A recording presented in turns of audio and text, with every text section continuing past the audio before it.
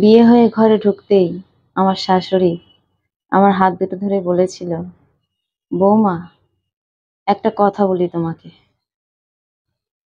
তুমি হাজার চেষ্টা করলেও আমার মেয়ে হতে পারবে না, আর আমি হাজার চেষ্টা করলেও তোমার মা হয়ে উঠতে পারবো না। তাই আজ থেকে আমরা দুজন বন্ধুর মতো থাকবো। যত সমস্যা হবে দুজনে বন্ধুর মতো করে আলোচনা করে সেটা সমাধান করার চেষ্টা করব। আমার শাশুড়ি মায়ের এরকম একটা কথা শুনে আমি তো হতবাক হয়ে গেছি। সবে নতুন এসেছি, আর আমার শাশুড়ি মায় কি বলে। তবে শাশুড়ি মায়ের কথাটা কিন্তু আমার মন্দ লাগেনি। আজ পর্যন্ত যত শাশুড়ি বৌমার ঘটনা আমি দেখেছি বা শুনেছি, সেখানে প্রত্যেকের দাবি ছিল আমার শাশুড়ি আমাকে কখনো মেয়ের মতো করে দেখেনি। আমার বৌমা আমাকে কখনো মা বলে ভাবতেই পারে না। কিন্তু এইসব শুনতে শুনতে সত্যি সত্যি মনে হতো যে আমি কিরকম ফ্যামিলিতে যাবো তা কি জানি। সেখানে কি আমার শাশুড়ি আমাকে সেইভাবে অ্যাকসেপ্ট করবে? কিন্তু আজকে যখন আমার শাশুড়ি মায়ের কাছ থেকে এরকম একটা কথা শুনলাম, শোনার পর মনে হলো কথাটা খুব গ্রহণযোগ্য। যদি বন্ধুর মতো করে থাকি তাহলে তো কেউ কাউকে সেইভাবে দোষারোপ করতে পারবো না। তারপর আমি আমার শাশুড়ি মাকে বললাম, হ্যাঁ মা, আপনি ঠিক বলেছেন। যদি কোনোদিন আমার কাজ আপনার পছন্দ না হয়, বন্ধুর মতো করে কিন্তু আমাকে সেটা বোঝাতে হবে। আমার কাজে খুঁত ধরলে কিন্তু তখন আবার মাঝখানে শাশুড়ি বৌমার সম্পর্ক চলে আসবে। আপনি কিন্তু আমাকে বলেছেন যে বন্ধুর মতো থাকবেন, তাহলে আমি কোনো কাজে ভুল করলে সেটা নিয়ে আশা করি আপনি কোনো রকম অশান্তি করবেন না। আমার শাশুড়ি মা খুবই আধুনিক। আমার কথা শুনে বলল, বাহ, এই তো আমার মনের মতো বৌমা হয়েছে। ঠিক আছে, এটাই হবে। আমি আমার মতো বেশ কাজকর্ম করে যাই। আমার শাশুড়ি মা যেরকমটা বলে আমি সেরকমটা করি।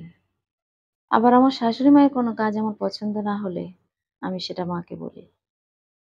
এইভাবে আমাদের দীর্ঘ 6 বছর কেটে গেল।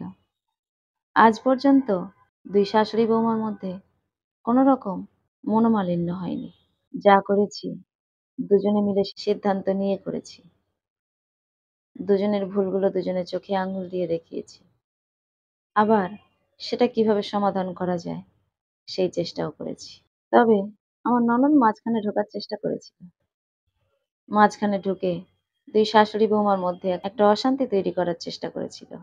ননদ বিবাহিতা, মাঝে মাঝে আসে, এসে আমার পেছনে পড়ে থাকে।